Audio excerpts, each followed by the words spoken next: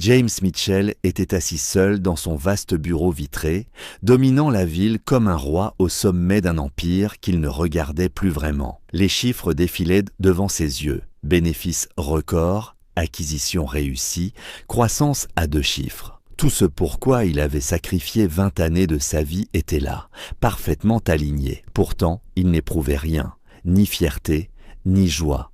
Juste un vide sourd, persistant, presque physique. À 45 ans, James faisait partie de ces hommes que l'on appelait « réussis », fondateur d'un géant technologique, milliardaire respecté, invité permanent des cercles d'influence.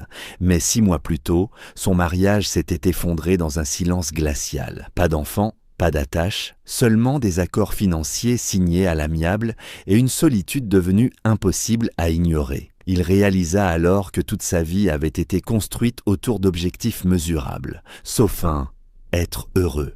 Ce matin-là, quand son assistante entra pour lui rappeler une réunion caritative, James eut un geste inattendu. Il annula tout, une semaine entière.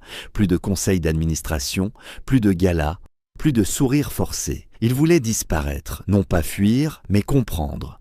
Comprendre ce que cela faisait d'exister sans statut, sans regard admiratif, sans que son nom ne précède sa personne.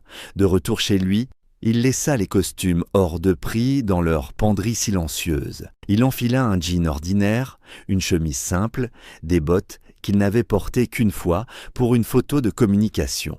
Devant le miroir, il eut du mal à se reconnaître. Sans l'armure du pouvoir, il ressemblait à n'importe quel homme fatigué, un peu perdu. Il prit un vieux véhicule oublié dans un garage et conduisit sans but précis jusqu'à un quartier populaire, loin des tours de verre et des restaurants étoilés. Là, il gara sa voiture devant un petit dîner modeste, usé par le temps mais propre, chaleureux. Sans le savoir, en poussant cette porte banale, James Mitchell venait de franchir la frontière invisible entre la richesse et la réalité. Et sa vie était sur le point de basculer. À l'intérieur du petit dîner, l'air était imprégné d'odeurs simples, café brûlant, bacon grillé, pain chaud, rien d'extraordinaire. Et pourtant James ressentit aussitôt une sensation qu'il n'avait pas connue depuis des années, le calme.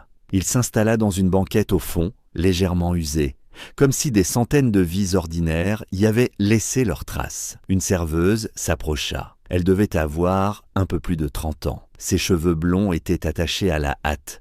Son t-shirt blanc portait les marques d'une longue journée de travail. Elle souriait pourtant, un sourire sincère, presque courageux. Un de ces sourires que l'on offre non parce que tout va bien, mais parce que l'on refuse de se laisser écraser. James le remarqua immédiatement. Elle lui apporta un café, puis repartit avec une efficacité tranquille, saluant les habitués, plaisantant brièvement avec un vieil homme assis au comptoir. Elle semblait connaître chacun par son prénom.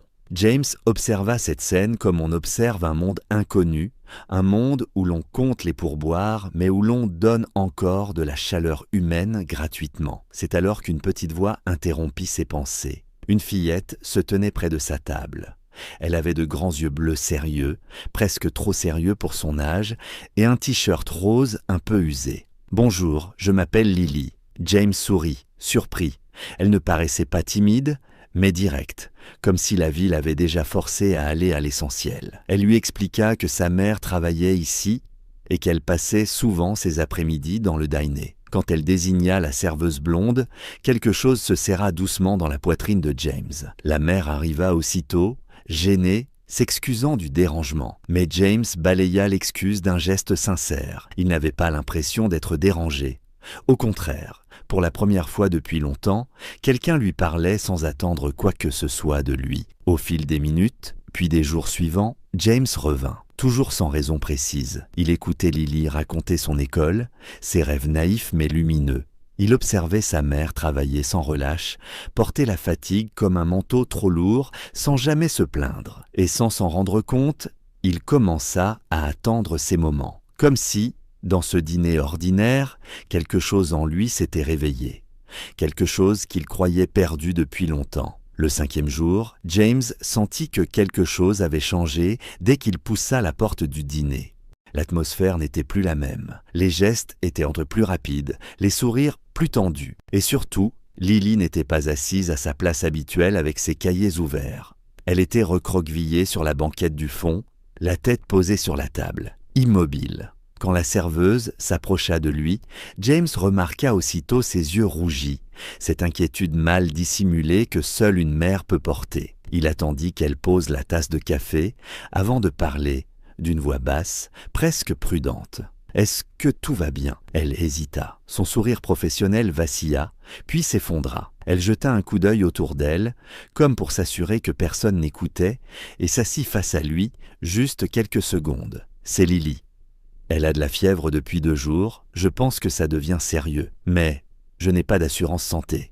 Et la clinique demande d'être payée avant la consultation. Je ne suis payée que vendredi. » Elle s'interrompit brusquement, honteuse, comme si elle avait déjà trop dit. James sentit une pression étrange dans sa poitrine. Il comprit alors quelque chose de brutal. Ici, la maladie n'était pas seulement une peur, c'était une menace financière. Une équation cruelle où l'amour d'une mère se heurtait à l'absence d'argent. « De combien avez-vous besoin ?» demanda-t-il doucement. Elle se redressa aussitôt. « Non, je ne demandais pas, je ne ferai jamais ça. » Mais James insista, sans pitié, sans supériorité, simplement humain.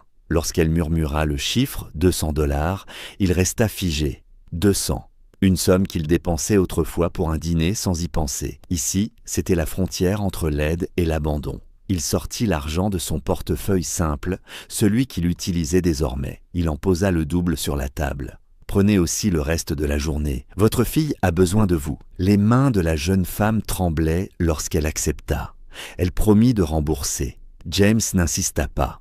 Il la regarda rassembler les affaires de Lily, l'envelopper dans une veste trop grande, expliquer brièvement la situation à la propriétaire du dîner, qui hocha la tête sans poser de questions. Lorsque Lily se retourna, pour lui faire un petit signe de la main avant de partir, James sentit quelque chose se fissurer en lui. Ce jour-là, il ne se sentit ni généreux, ni puissant. Il se sentit honteux. Honteux d'avoir vécu si longtemps sans voir à quel point, pour certains, 200 $ pouvaient décider de tout. Après cet après-midi-là, James ne revint pas immédiatement au dîner. Il se persuada qu'il laissait de l'espace, qu'il ne voulait pas s'imposer. En réalité, il était ébranlé. L'image de Lily, fragile sur la banquette, et le regard d'Emily lorsqu'elle avait dû accepter l'argent, ne le quittaient plus. Pour la première fois, sa richesse lui semblait presque indécente, non par ce qu'elle lui permettait d'avoir, mais par ce qu'elle lui avait permis d'ignorer. Lorsqu'il revint quelques jours plus tard, Emily le repéra aussitôt. Son visage s'illumina, mêlé d'un soulagement qu'elle n'essaya même pas de cacher. Elle sortit discrètement une petite enveloppe de sa poche, la posa devant lui. À l'intérieur, une partie de la somme, soigneusement pliée. James repoussa l'enveloppe sans hésiter. Il lui demanda de l'utiliser pour Lily. Cette fois encore, les larmes montèrent.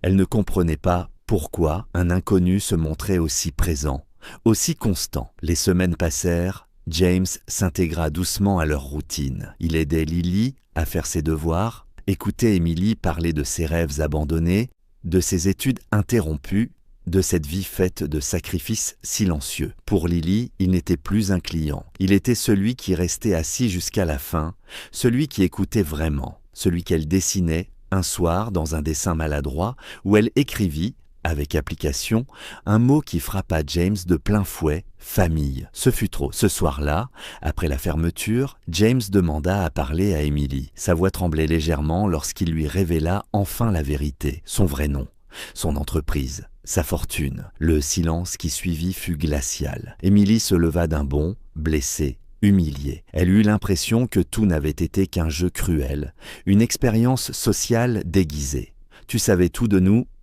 et tu nous as laissé croire que tu étais comme nous. » James tenta d'expliquer qu'il avait eu besoin d'être vu autrement, qu'il n'avait jamais ri de leurs difficultés, qu'au contraire, il avait découvert chez elle ce qu'il avait perdu depuis longtemps. Mais le doute s'était installé. Pour Emily, la question n'était plus l'argent, c'était la confiance. Et cette nuit-là, alors qu'elle quittait le dîner avec Lily endormie dans ses bras, une seule chose lui traversait l'esprit. Pouvait-on aimer quelqu'un qui avait commencé par mentir ? James ne chercha pas à forcer les choses.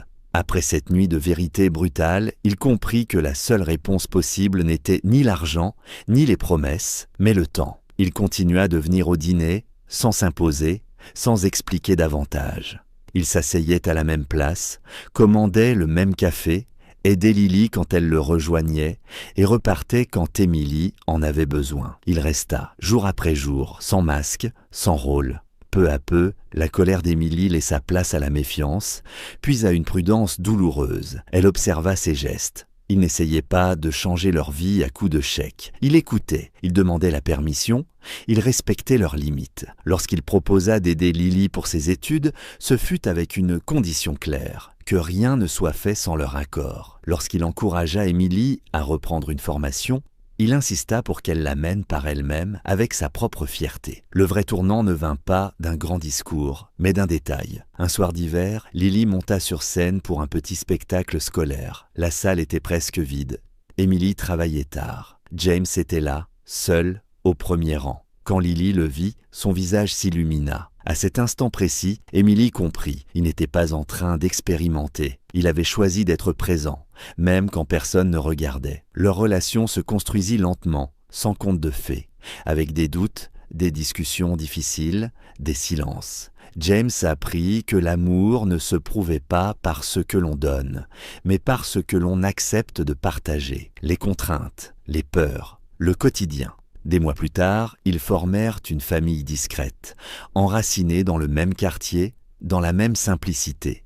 James transforma aussi sa manière d'aider les autres, non plus à distance, mais en partant de leurs besoins réels. Pourtant, sa plus grande réussite ne se mesurait plus en chiffres. Un soir, Lily, plus grande, lui demanda pourquoi il était entré dans le dîner ce premier jour. James sourit doucement. « Parce que j'étais perdu, et j'y ai trouvé ce que l'argent ne m'avait jamais donné. » Emily prit sa main. Lily se glissa contre lui.